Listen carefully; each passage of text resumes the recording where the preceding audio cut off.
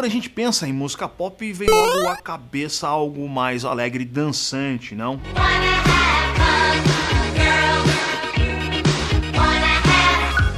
Mas a coisa não é bem assim, se até o Papa é pop, e o pop não poupa ninguém, até aquela sua banda de heavy metal que você idolatra, feito um debiloide, pode ser pop também.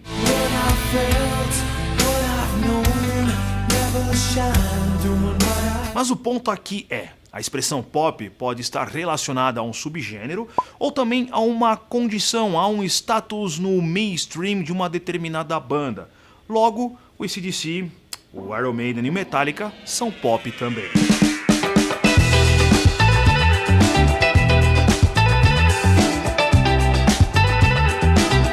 O pop nasceu pelas bandas da terra do Tio Sam, ainda em meados da década de 50.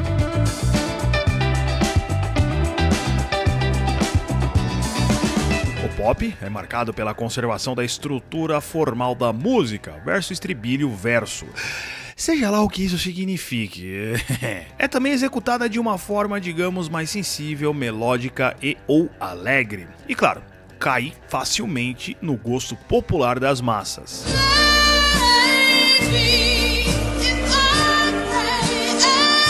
Geralmente as letras tratam de temas mais mundanos, cotidianos, sobre amores, por exemplo.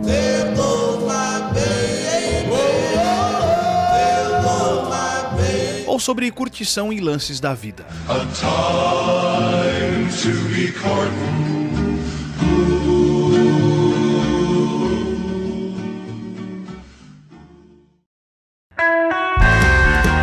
A grande epopeia do pop começa ali um pouco antes da década de 30, que foi o período em que surgiram vários dos subgêneros que lá na frente vieram a influenciar toda a música pop, toda a cultura pop, como por exemplo o country e o blues. Turning red, crying's not for me.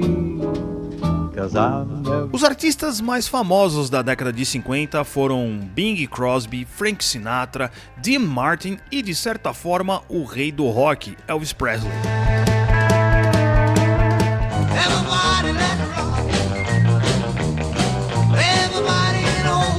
O Elvis foi o cara que popularizou o rock entre as massas. Ele trazia todos os aspectos da cultura pop, dança extravagante, visual chamativo, carinha bonita e as famosas baladas que aqueciam corações partidos por aí. I did it my way.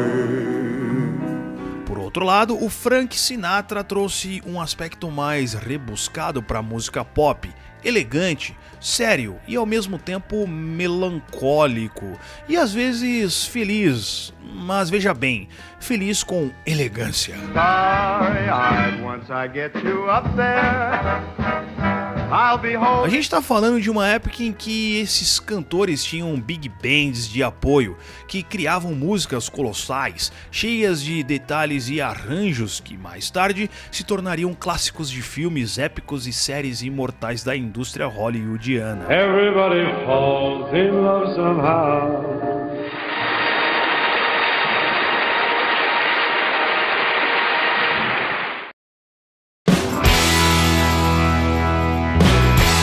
Nos anos 60 a coisa toma uma forma diferente e o rock contribui para dar forma a essas novas formas de se fazer música pop. E até o folk entra em cena para ajudar a lapidar mais ainda essas novas empreitadas musicais. Hey, Mr. Tambourine Man, play a song for me.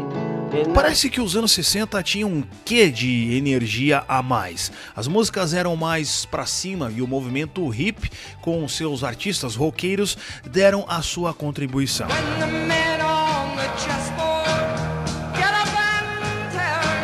Apesar de serem chamados de geração perdida, isso porque as pessoas não conheciam a geração Z ainda. Toda essa galera deu luz a grandes músicos do rock e da pop music.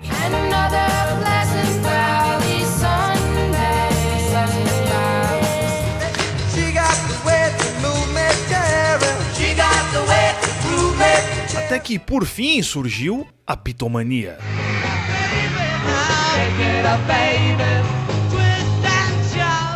A famigerada fase Yeah Yeah Yeah foi o que alavancou os caras para o mainstream do dito pop rock. E depois disso, em 66, eles mudaram tudo a partir do Revolver, trazendo um som mais cabeça, trampado, e ainda assim trouxeram clássicos que formaram o gosto popular das massas.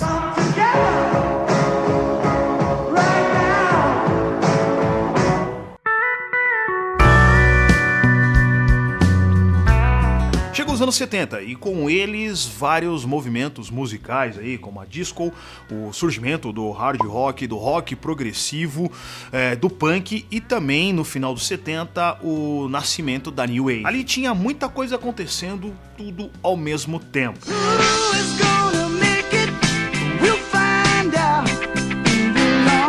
This is Major Tom to ground control. A disco trazia consigo novamente a festividade, as danças extravagantes e o visual brilhante, com seus cantores e cantoras com vozes estridentes e altas.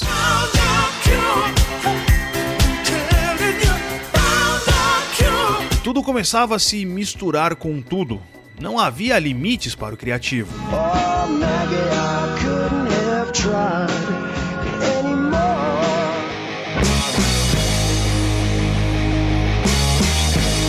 E na contramão do movimento hippie das bandas progressivas, como Pink Floyd, Focus e Emerson Lake and Palmer, por exemplo,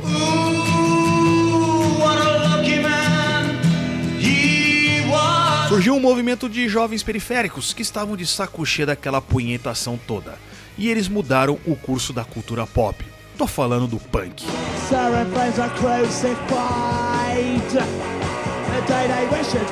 77 é um número quase que cabalístico na história do rock, quando da cabeça do Malcolm McLaren, empresário dos Sex Pistols, conseguiu transformar a rebeldia e deboche punk em algo pop também.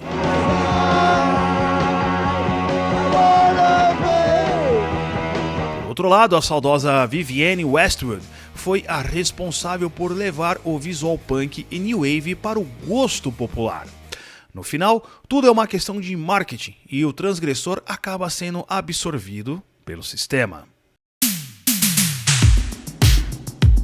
Por falar em New Wave, os anos 80 foi o ápice da maluquice, a dita era do exagero. A ideia era misturar vários períodos da música e da moda num troço só. Nos anos 70, se você tinha ali vários movimentos musicais, nos 80 a ideia era sintetizar todas essas coisas numa coisa só.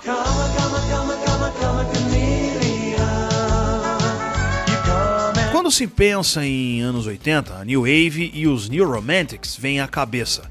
Mas quem explodiu a boca do balão nessa época foram dois artistas, o Michael Jackson e o seu bilionário disco Thriller,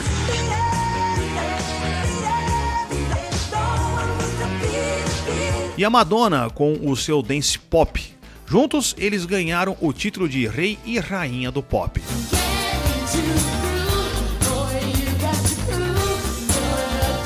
Nessa época, a música eletrônica também crescia. A semente plantada ainda nos 70 pelo Kraftwerk ganhava mais corpo e fama, e o EBM foi um desses subgêneros do eletrônico.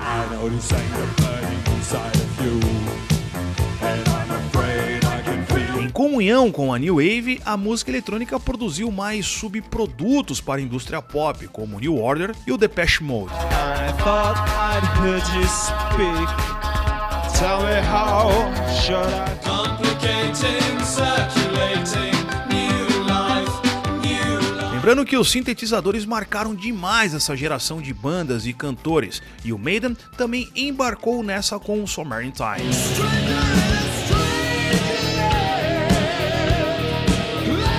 Mas não seria a primeira vez que uma banda se influenciaria por tendências novas e mais pop do momento. O Judas Priest, embalado pela onda glam, lançou o Turbo.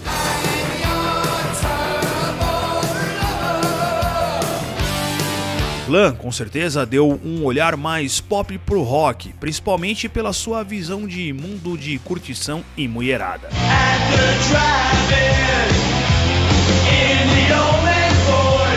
O Bon Jovi pegou essa fórmula e transformou em algo mais pop ainda, e adentrou os 90 arrancando suspiros de meninotas ginasiais.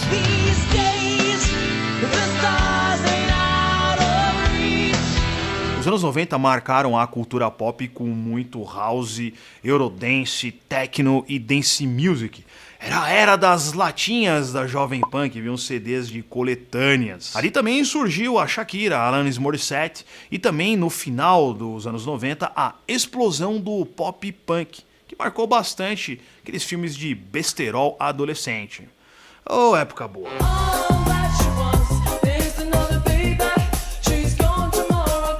Os anos 90 foram marcados também pelas boy bands e girl groups.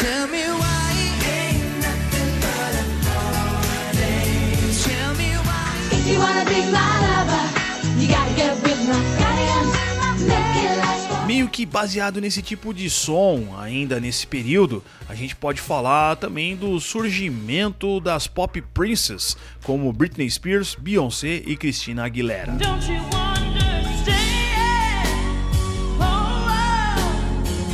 Aqui na América Latina nasceram fenômenos do dito pop latino, como o Ricky Martin, a Jennifer Lopez e o Enrique Iglesias.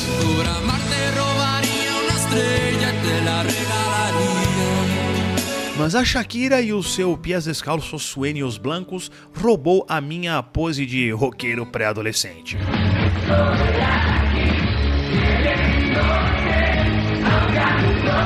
O Offspring e o Blink-182 conseguiram encabeçar o pop punk. O Offspring com o lançamento do Americana em 99 e o seu hit Pretty Fly.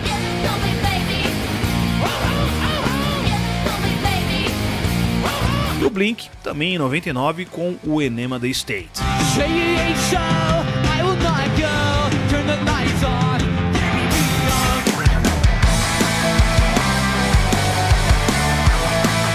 A partir daí, os anos 2000 se dividiram entre um enxame de bandas de pop punk e emo. Tinha também ali o cenário indie, que muitas vezes flertava com o que os Beatles faziam e misturavam ao mesmo tempo tendências grunge, principalmente de bandas como o Nirvana.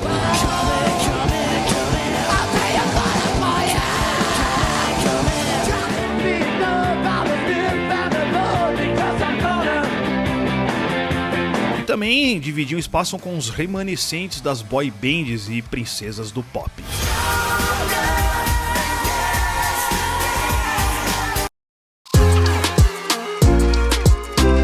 Muito se fala por aí que os anos 2000 não trouxeram nada de novo para a música. Eu discordo em partes. Na real, esse papo vem desde os anos 90, em que os caras condenaram o grunge por assinar o rock. E isso aí é uma grande ladainha, uma grande besteira. Mas uma coisa é fato, o pop, enquanto gênero musical, decaiu pra cacete. E poucas coisas de fato trouxeram alguma inovação pro cenário. Nessa minoria da minoria, eu colocaria ali a Adele. Mas quando a gente fala de mainstream, a coisa se divide entre o império do efêmero e seus signos culturais. E, por fim, a total mediocridade de um Pablo Vittar, por exemplo.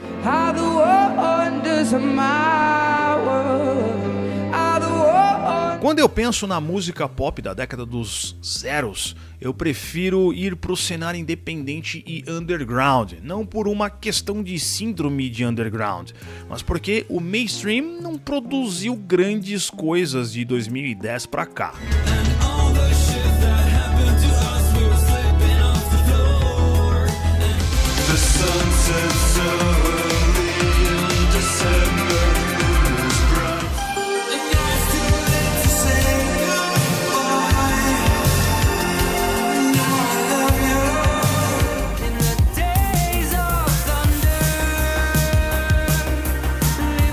E como lá fora nada mais nos interessa, daqui pra frente é só pra trás.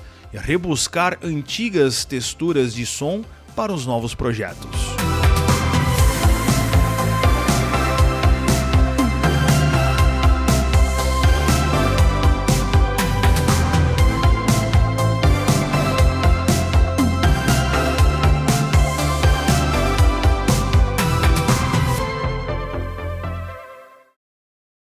De fato, o pop mainstream se tornou um emaranhado de futilidades e composições medíocres, que muitas vezes nem são criadas pelos próprios artistas que cantam, e sim por um grupo de decompositores contratados para produzir esse monte de lixo efêmero. Mas qual é a opinião de vocês? Vocês acham que ainda há esperanças para a música pop? Bom, eu convido vocês então a assistirem esse vídeo que eu fiz aqui sobre a história da New Wave. Tá bem detalhado, tá bem interessante, cara. Dá uma colada lá e assiste. Do lado também aqui tem um outro sobre a história da New Romantic. Espero que vocês gostem. Já comenta lá embaixo lá se vocês curtiram, beleza? Então é isso aí, até a próxima. Um abraço.